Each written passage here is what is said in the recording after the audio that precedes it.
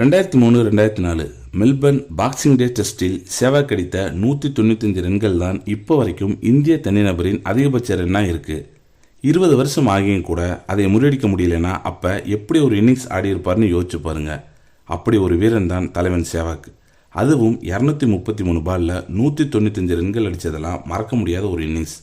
தனியால் பிரிட்லி உள்பட யார் வந்து பந்து போட்டாலும் 25 ஃபோர்ஸ் 5 சிக்ஸோட பிரித்து மேய்ஞ்சிருந்தார் மனுஷன். நீ எங்கே வேணால் போடு, ஆனால் நான் அடிக்கிறதெல்லாம் 4-6 மட்டும்தான்னு மனசில் வச்சு ஆடியிருப்பார் போல்.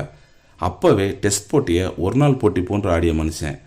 1000 வீரர்கள் வரலாம் போகலாம், ஆனால் சேவாக் மாதிரி ஒரு துளி கூட பயமில்லாத ஒரு வீரர் அமைகிறதெல்லாம் அத்திப்பூத்தார் போல தான் நடக்கும்.